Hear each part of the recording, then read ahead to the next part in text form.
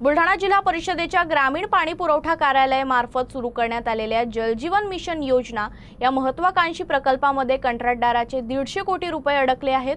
तर या प्रकल्पाची 700 कोटींचे काम पूर्ण झाली नाही। यामुळे या एकंदरीत योजनेवरच गंभीर प्रश्नचिन्ह निर्माण झाले आहेत। वर्ष 2018 मध्ये मोठ्या गाजावाजात सुरू करण्यात आलेल्या जलजीवन मिशनचा बुलढाणा जिल्ह्यातील प्रकल्प हा सुमारे 1300 कोटी रुपयांचा आहे। या योजनेअंतर्गत जिल्ह्यातील 645 गावांना पाणीपुरवठा करण्याचं उद्दिष्ट ठेवण्यात आलं होतं। मात्र आतापर्यंत केवळ 595 कोटी रुपयांचा निधी खर्च झाला असून जवळपास 700 कोटी रुपयांचा निधी अद्याप अप्राप्त आहे। त्यामुळे केवळ 59% काम पूर्ण झाल्याचं समोर आलंय। या प्रकल्पात कंत्राटदारांची सुमारे 150 कोटी रुपयांची बिलं प्रलंबित असल्यानं कामाच्या गतीवरही परिणाम झालाय।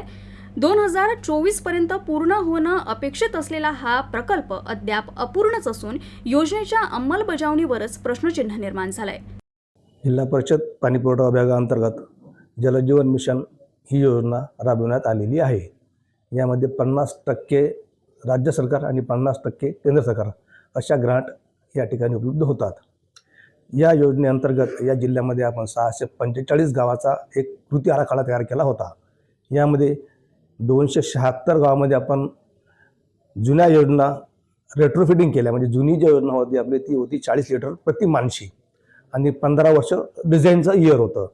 जलजीवन मिशनमध्ये हा निकष बदलून प्रति माणशी 55 लिटर पाणी पुरवठा करावा आणि योजना 30 वर्षासाठी डिझाईन करावी, या संकल्पानुसार योजना करण्यात आल्या।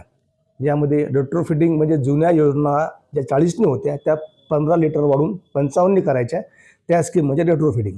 यामध्ये आपल्या जिल्ह्यामध्ये 276 योजना आपण घेतलेल्या होत्या 276 गावात।